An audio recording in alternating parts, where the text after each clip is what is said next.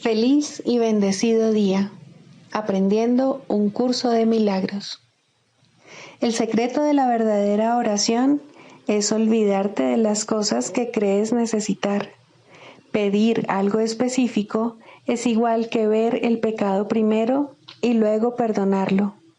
Del mismo modo, al orar pasas por alto tus necesidades específicas, tal como las ves, y las dejas en manos de Dios. Ahí se convierten en los regalos que le haces, pues le dicen que no antepondrás otros dioses a Él, ni que quieres otro amor que el suyo. Este libro es un comienzo, no un final.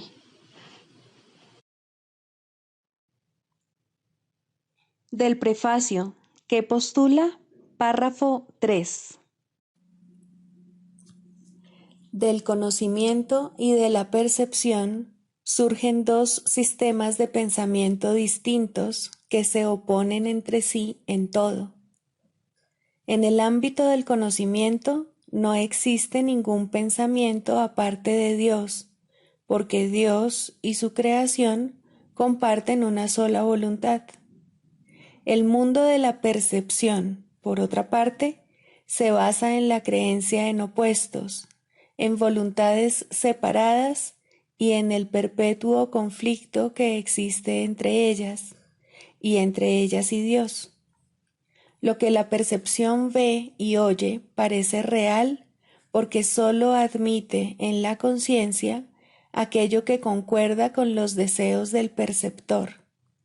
Esto da lugar a un mundo de ilusiones, mundo que es necesario defender sin descanso, precisamente porque no es real. Introducción.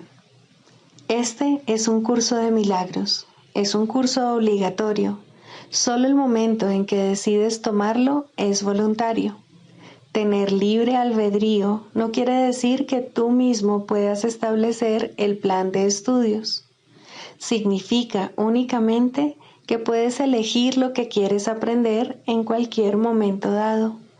Este curso no pretende enseñar el significado del amor, pues eso está más allá de lo que se puede enseñar. Pretende, no obstante, despejar los obstáculos que impiden experimentar la presencia del amor, el cual es tu herencia natural. Lo opuesto al amor es el miedo, pero aquello que todo lo abarca no puede tener opuestos. Este curso puede, por lo tanto, resumirse muy simplemente de la siguiente manera. Nada real puede ser amenazado. Nada irreal existe. En esto radica la paz de Dios. Capítulo 1. El significado de los milagros. Primero, principios de los milagros. Principio 37. El milagro es una corrección que yo introduzco en el pensamiento falso. Actúa como un catalizador, disolviendo la percepción errónea y reorganizándola debidamente. Esto te coloca bajo el principio de la expiación, donde la percepción sana. Hasta que esto no ocurra, no podrás conocer el orden divino. Capítulo 11. Dios o el ego. 7. La condición de la realidad. El mundo que tú percibes no pudo haber sido creado por el Padre, pues el mundo no es tal como tú lo ves. Dios creó únicamente lo eterno y todo lo que tú ves es perecedero. Por lo tanto, tiene que haber otro mundo que no estás viendo. La Biblia habla de un nuevo cielo y de una nueva tierra, mas esto no puede ser cierto en un sentido literal, pues lo que es eterno no puede volver a ser creado. Percibir de manera diferente es sencillamente percibir de nuevo, lo cual implica que antes o en el ínterin no estabas percibiendo en absoluto. ¿Cuál es entonces el mundo que le espera a tu percepción cuando finalmente lo veas? Todo pensamiento amoroso que el Hijo de Dios jamás haya tenido es eterno. Los pensamientos amorosos que su mente percibe en este mundo constituyen la única realidad de éste. Siguen siendo percepciones porque él todavía cree estar separado, mas son eternos porque son amorosos, y al ser amorosos son semejantes al Padre, y, por lo tanto, no pueden morir. El mundo real ciertamente se puede percibir. Lo único que ello requiere es que estés dispuesto a no percibir nada más. Pues si percibes tanto el bien como el mal, estarás aceptando lo falso y lo verdadero y no estarás distinguiendo claramente entre ellos. El ego tal vez vea algo bueno, pero nunca ve solo lo bueno. Esa es la razón de que sus percepciones sean tan variables. No rechaza la bondad por completo, pues eso sería inaceptable para ti, pero siempre añade a lo real algo que no es real, confundiendo así la ilusión con la realidad. Pues las percepciones no pueden ser parcialmente verdaderas. Si crees tanto en la verdad como en la ilusión, no podrás saber cuál de ellas es cierta. Para establecer tu propia autonomía, trataste de crear de manera diferente de como crea tu padre, creyendo que lo que hiciste podía ser distinto de él. No obstante, todo lo que es verdad es como él. Percibir únicamente el mundo real te conducirá al cielo real, ya que te capacitará para comprenderlo. Percibir la bondad no es conocimiento, mas negar lo opuesto a la bondad te permite reconocer una condición en la que los opuestos no existen. Y esta es la condición del conocimiento. Sin esta conciencia no habrás satisfecho sus condiciones, y hasta que no lo hagas, no sabrás que ya dispones de él. Has concebido muchas ideas que has interpuesto entre tu creador y tú, y estas creencias constituyen el mundo que percibes. La verdad no está ausente aquí, pero está velada. No sabes cuál es la diferencia entre lo que tú has fabricado y lo que Dios creó, y de este modo no sabes cuál es la diferencia entre lo que tú has fabricado y lo que tú has creado. Creer que puedes percibir el mundo real es creer que puedes conocerte a ti mismo. Puedes conocer a Dios porque su voluntad es que se le conozca. De todo lo que has fabricado, el mundo real es lo único que el Espíritu Santo ha conservado para ti, y la salvación consiste en percibir únicamente eso, ya que es el reconocimiento de que la realidad es únicamente lo que es verdad. Libro de ejercicios, lección 55. El repaso de hoy incluye lo siguiente. Primero, estoy decidido a ver las cosas de otra manera. Lo que ahora veo no son sino signos de enfermedad, desastre y muerte. Esto no puede ser lo que Dios creó para su Hijo bien amado. El hecho en sí de que vea tales cosas demuestra que no entiendo a Dios. Por lo tanto, tampoco entiendo a su Hijo. Lo que veo me muestra que no sé quién soy.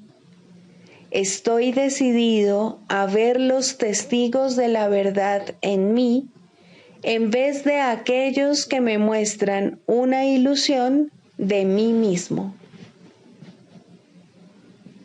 Segunda, lo que veo es una forma de venganza.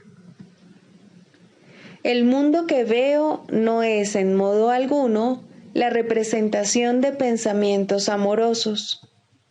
Es un cuadro en el que todo se ve atacado por todo. Es cualquier cosa menos un reflejo del amor de Dios y del amor de su Hijo.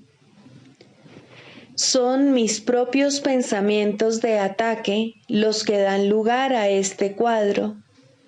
Mis pensamientos amorosos me librarán de esta percepción del mundo y me brindarán la paz que Dios dispuso que yo tuviese. Tercera, puedo escaparme de este mundo renunciando a los pensamientos de ataque. En esto, y solo en esto, radica la salvación. Si no albergase pensamientos de ataque, no podría haber un mundo de ataque. A medida que el perdón permita que el amor retorne a mi conciencia, veré un mundo de paz, seguridad y dicha. Y esto es lo que elijo ver en lugar de lo que ahora contemplo. Cuarta, no percibo lo que más me conviene. ¿Cómo podría reconocer lo que más me conviene si no sé quién soy? Lo que yo creo que más me convendría no haría sino atarme aún más al mundo de las ilusiones. Estoy dispuesto a seguir al guía que Dios me ha dado para descubrir qué es lo que más me conviene, reconociendo que no puedo percibirlo por mi cuenta. Quinta, no sé cuál es el propósito de nada. Para mí, el propósito de todas las cosas es probar que las ilusiones que abrigo con respecto a mí mismo son reales. Para eso es para lo que trato de usar a todo el mundo y todas las cosas. Para eso es para lo que creo que es el mundo. Por lo tanto, no reconozco su verdadero propósito. El propósito que le he asignado ha dado lugar a una imagen aterradora del mismo. Quiero que mi mente se vuelva receptiva al verdadero propósito del mundo, renunciando al que le he asignado y descubrir la verdad acerca de él.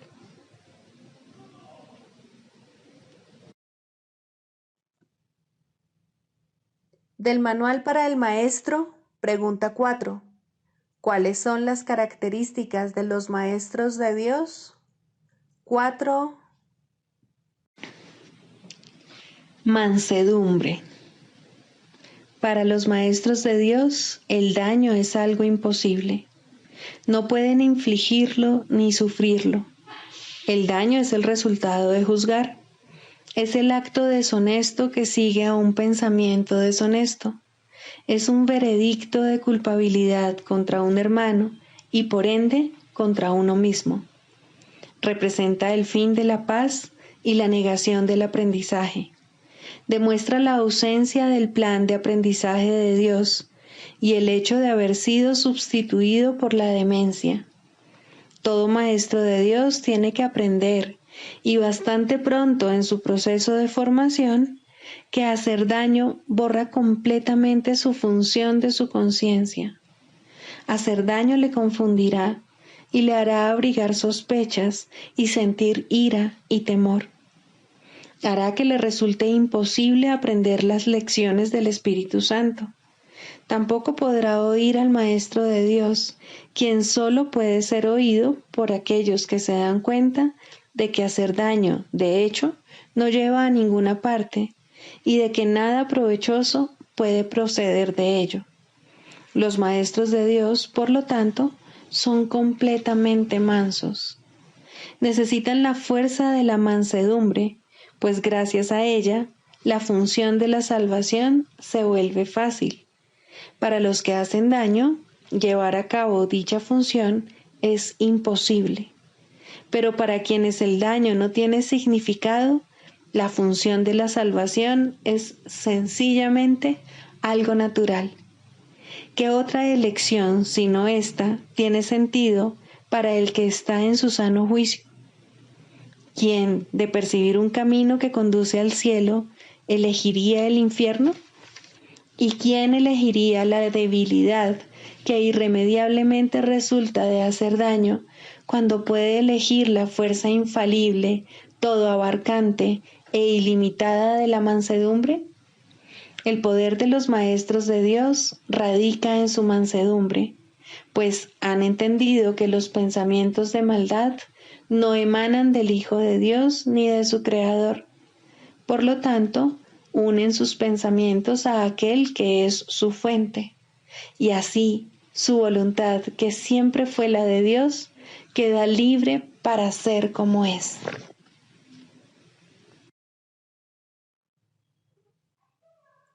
Manual para el Maestro, pregunta 24. ¿Existe la reencarnación? En última instancia, la reencarnación es imposible. El pasado no existe ni el futuro tampoco, y la idea de nacer en un cuerpo, ya sea una o muchas veces, no tiene sentido. La reencarnación, por lo tanto, no puede ser verdad desde ningún punto de vista. Nuestra única pregunta debería ser, ¿es un concepto útil? Y eso depende, por supuesto, del uso que se le dé. Si se usa para reforzar el reconocimiento de la naturaleza eterna de la vida, es ciertamente útil. ¿Qué otra pregunta con respecto a la reencarnación podría ser útil para arrojar luz sobre el camino? Al igual que muchas otras creencias, esta puede usarse desacertadamente. En el mejor de los casos, el mal uso que se hace de ella da lugar a preocupaciones y tal vez a orgullo por el pasado. En el peor de los casos, provoca inercia en el presente. Y entre estos dos extremos, puede dar lugar a muchísimas insensateces. La reencarnación no sería, en ningún caso, el problema con el que hay que lidiar ahora. Si la reencarnación fuese responsable de algunas de las dificultades a las que el individuo se enfrenta ahora, la única tarea de éste seguiría siendo la de escapar de ellas ahora. Si lo que está haciendo es sentando las bases para una vida futura, aún así solo puede solventar el asunto de su salvación ahora. Puede que algunos hallen consuelo en el concepto, y si ello los consuela, su valor es evidente. Lo cierto es, sin embargo, que tanto los que creen en la reencarnación como los que no, pueden encontrar el camino que conduce a la salvación.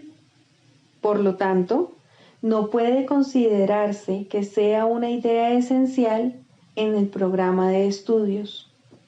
Siempre existe cierto riesgo en ver el presente en función del pasado, mas siempre hay algo bueno en cualquier pensamiento que refuerce la idea de que la vida y el cuerpo no son lo mismo.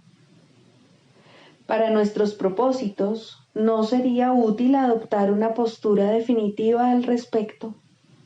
Un maestro de Dios debe ser igualmente útil para los que creen en la reencarnación como para los que no. Exigirle una postura definitiva simplemente limitaría su utilidad, así como su propia capacidad de decisión. Nuestro curso no se ocupa de ningún concepto que no sea aceptable, para cualquier persona, independientemente de sus creencias previas. Bastante tendrá con lidiar con su ego como para añadir controversias sectarias a su carga. Tampoco sería ventajoso que alguien aceptara el curso prematuramente solo porque éste apoya una creencia que él ha albergado por mucho tiempo. No puede hacerse demasiado hincapié en el hecho de que lo que el curso se propone es una completa inversión del pensamiento. Cuando esto finalmente se logre, cuestiones tales como la validez de la reencarnación dejarán de tener sentido. Hasta entonces, es probable que sean simplemente motivo de controversia. El Maestro de Dios, por lo tanto, hará bien en alejarse de todas esas cuestiones, ya que aparte de ellas es mucho lo que tiene que enseñar y aprender. Debe aprender y enseñar que las cuestiones teóricas no son más que una pérdida de tiempo, puesto que desvían al tiempo del propósito que se le asignó. Si un concepto o una creencia tiene aspectos útiles, se le dirá. También se le dirá cómo usarlos. ¿Qué más necesita saber? ¿Quiere decir esto que el Maestro de Dios no debe creer en la reencarnación ni discutirla con otros que sí creen en ella? Por supuesto que no. Si él cree en la reencarnación, sería un error que renunciase a su creencia a menos que su maestro interno así se lo aconsejase. Y eso es muy poco probable. Es posible que se le indique que está haciendo un mal uso de la creencia, de tal manera que ello resulta perjudicial tanto para el progreso de su alumno como para el suyo propio. En ese caso, se le recomendaría una reinterpretación, puesto que ésta sería necesaria. Lo único que se tiene que reconocer, no obstante, es que el nacimiento no fue el principio y que la muerte no es el final, mas ni siquiera esto se requiere del principiante. Él solo necesita aceptar la idea de que lo que sabe no es necesariamente todo lo que es posible aprender. Su jornada habrá comenzado. El énfasis de este curso es siempre el mismo. En este momento es cuando se te ofrece total salvación y en este momento es cuando puedes aceptarla. Esa sigue siendo tu única responsabilidad. La expiación se puede equiparar a la escapatoria total del pasado o a la total falta de interés por el futuro. El cielo está aquí. No existe ningún otro lugar. El cielo es ahora. No existe ningún otro tiempo. Los maestros de Dios no se interesan por ninguna otra enseñanza que no conduzca a esto. Todas las creencias apuntan a ello si han sido interpretadas correctamente. En este sentido, se puede decir que su verdad está determinada por el provecho que resulte de ellas. Todas las creencias que facilitan el progreso se deben respetar. Este es el único criterio que este curso requiere. No se requiere nada más.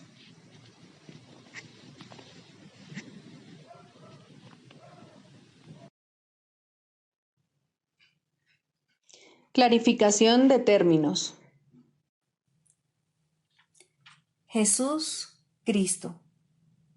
No necesitas ayuda para entrar en el cielo, pues jamás te ausentaste de él, pero sí necesitas una ayuda que proceda de más allá de ti, pues te encuentras limitado por falsas creencias con respecto a tu identidad, la cual solo Dios estableció en la realidad.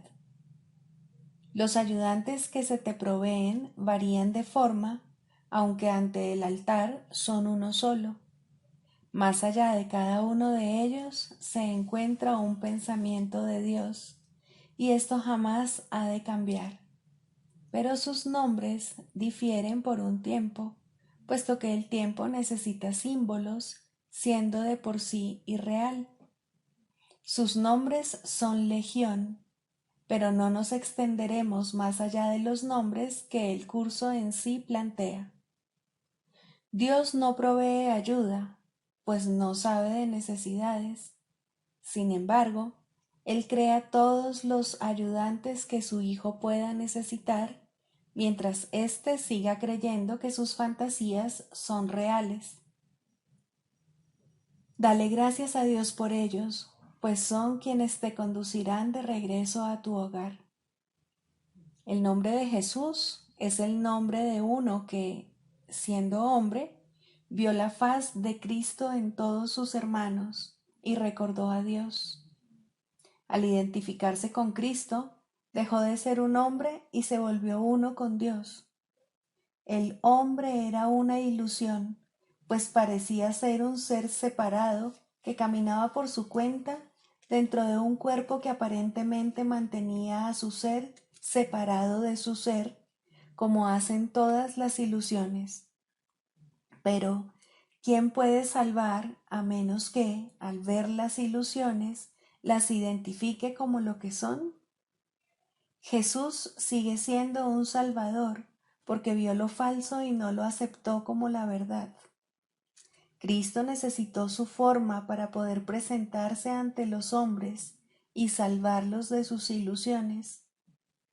En su completa identificación con el Cristo, el perfecto Hijo de Dios, su única creación y su felicidad, por siempre como Él y uno como Él, Jesús se convirtió en lo que todos vosotros no podéis sino ser. Mostró el camino para que le siguieras. Él te conduce de regreso a Dios porque vio el camino ante sí y lo siguió. Jesús hizo una clara distinción, todavía velada para ti, entre lo falso y lo verdadero. Te ofreció una demostración palpable de que es imposible matar al Hijo de Dios y de que el pecado, la maldad, la malicia, el miedo o la muerte no pueden alterar su vida en modo alguno. Todos tus pecados, por lo tanto, te han sido perdonados, ya que jamás tuvieron consecuencia alguna, y así no fueron más que sueños. Levántate con aquel que te mostró esto, ya que se lo debes por haber compartido contigo tus sueños para que pudieran ser disipados, y todavía los comparte para mantenerse en unión contigo. ¿Es Él el Cristo? Por supuesto que sí, junto contigo.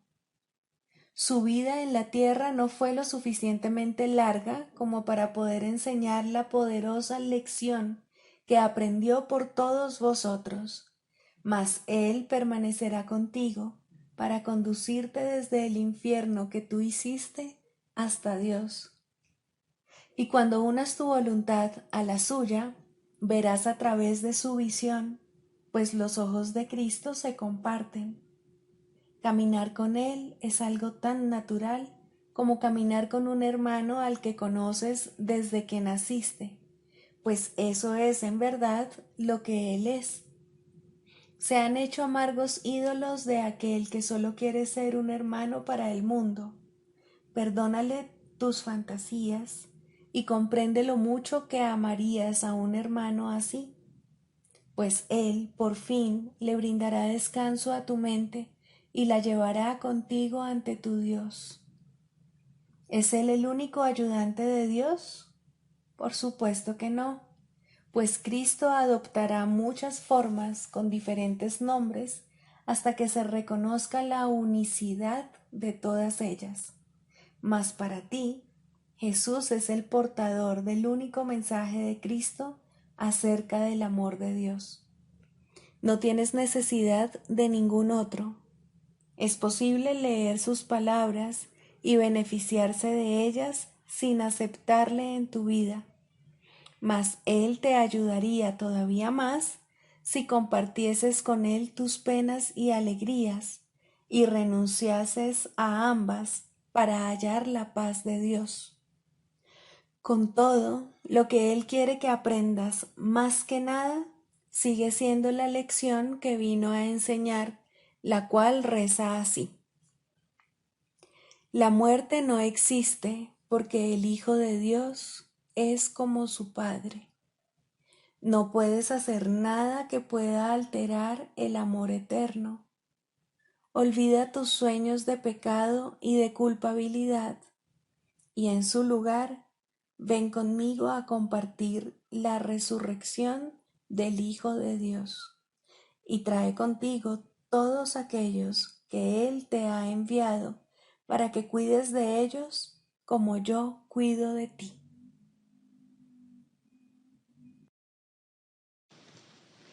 Psicoterapia, segundo, el proceso de la psicoterapia. Introducción. La psicoterapia es un proceso que cambia la visión del yo. A lo sumo, este nuevo yo es un concepto de sí mismo más beneficioso, pero no puede esperarse que la psicoterapia establezca qué es realidad.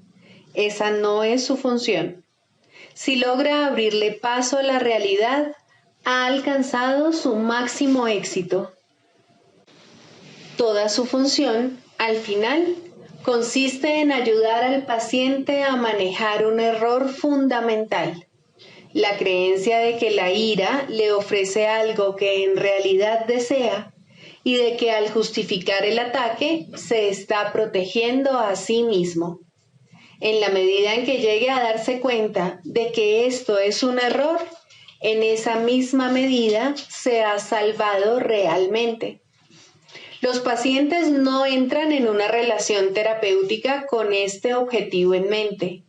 Por el contrario, tales conceptos significan poco para ellos o no necesitarían ayuda. Su objetivo es ser capaces de conservar su concepto del yo exactamente como está, pero sin el sufrimiento que ello conlleva. Todo su equilibrio descansa sobre la insensata creencia de que esto es posible, y como resulta tan claramente imposible para la mente sana, lo que buscan es magia. En las ilusiones, lo imposible se consigue fácilmente, pero a costa de hacer realidad las ilusiones. El paciente ya ha pagado su precio. Ahora quiere una ilusión mejor. Al comienzo, pues, la meta del paciente y la del terapeuta son divergentes. Tanto el terapeuta como el paciente pueden abrigar falsos conceptos de sí mismos, pero aún así, sus respectivas percepciones sobre la mejoría deben ser distintas. El paciente espera aprender a lograr los cambios que quiere sin cambiar su concepto de sí mismo de manera significativa. De hecho, espera que ese concepto se estabilice lo suficiente para incluir en el mismo los poderes mágicos que busca en la psicoterapia. Desea volver invulnerable lo vulnerable e ilimitado lo finito. El yo que ve es su Dios y lo único que busca es servirle mejor. Sin importar cuán sincero pueda ser el propio terapeuta, debe querer cambiar el concepto que el paciente tiene de sí mismo de alguna manera que considera real. La tarea de la terapia es reconciliar estas diferencias. Con suerte, ambos aprenderán a abandonar sus metas originales, pues solo en las relaciones puede hallarse la salvación. Al comienzo, es inevitable que tanto los pacientes como los terapeutas acepten metas irreales que no están completamente libres de matices mágicos. Finalmente, estas se abandonarán en las mentes de ambos. El canto de la oración. Tercero, orar por otros. Dijimos que siempre oras por ti mismo y así es. ¿Por qué entonces debes orar por otros? Y si debes hacerlo, ¿cómo lo debes hacer? Orar por otros, si se ha entendido correctamente, se convierte en el medio para eliminar la culpa que has proyectado sobre tu hermano y poder reconocer que no es él quien te está haciendo daño. Antes de que se te pueda salvar de la culpa, debes renunciar al pensamiento venenoso de que él es tu enemigo, tu malvada contraparte, tu némesis. El medio para alcanzar esto es la oración de un poder creciente y metas ascendentes hasta que finalmente llega a Dios. Las formas iniciales de la oración en los primeros peldaños de la escalera no están libres de envidia y malicia, claman venganza, no amor. Tampoco proceden de alguien que entiende que son peticiones de muerte hechas con miedo por quienes atesoran la culpa. Invocan a un Dios vengativo y es Él quien parece contestarles. Nadie puede pedir el infierno para otro y Él mismo librarse de él. Solo aquellos que están en el infierno pueden pedir el infierno. Pero aquellos que han sido perdonados y han aceptado su perdón, jamás podrían orar de esa manera. En estos niveles, pues, la meta del aprendizaje no es otra cosa que reconocer que la respuesta a cualquier oración será idéntica a la forma en que la oración se hizo. Eso es suficiente. A partir de ahí, el paso a los siguientes niveles será fácil. El próximo ascenso comienza con esto. Lo que he pedido para mi hermano no es lo que querría para mí. Por lo tanto, lo he convertido en mi enemigo. Es evidente que este paso no lo puede dar quien no ve la liberación de otros como algo ventajoso y de valor para sí mismo. Puede aplazarse por largo tiempo porque puede parecer peligroso en lugar de compasivo. Para los culpables, ciertamente, parece una ventaja tener enemigos y este imaginado beneficio debe desaparecer si es que se ha de liberar a los enemigos. La culpa se debe abandonar, no ocultar. Esto no se puede hacer sin cierto dolor y tener un atisbo de la naturaleza misericordiosa de este paso puede llevar por algún tiempo a un profundo retraimiento en el miedo, pues las defensas del temor son temibles en sí mismas y cuando se reconocen traen el miedo con ellas. No obstante, ¿qué ventaja le ha reportado jamás a un prisionero la ilusión del escape? Su verdadero escape de la culpa radica únicamente en el reconocimiento de que la culpa ha desaparecido. Mas, ¿cómo puede reconocerse esto mientras la oculte en otro y no vea que es la suya propia? El miedo a escapar hace difícil dar la bienvenida a la libertad y convertir a un enemigo en carcelero parece ofrecer seguridad. ¿Cómo, entonces, se le puede librar sin que se apodere de ti un profundo miedo? Has hecho de él tu salvación y tu escape de la culpa. Tu inversión en esta forma de escape es enorme y el miedo de renunciar a ella es grande en verdad. Aquíétate por un instante ahora mismo y piensa en lo que has hecho. No olvides que fuiste tú quien lo hizo y quien puede, por lo tanto, dejarlo ir. Extiende la mano.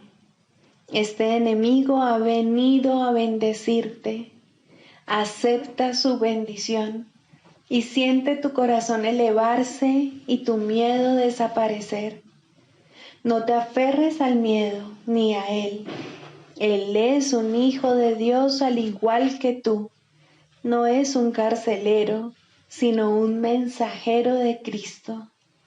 Sé esto para Él, para que Él lo sea para ti.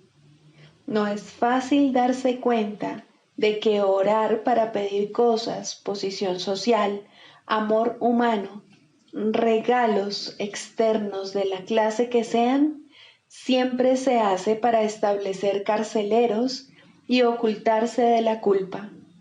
Estas cosas se emplean como metas que sustituyen a Dios y por lo tanto distorsionan el propósito de la oración. Desearlas es orar por ellas.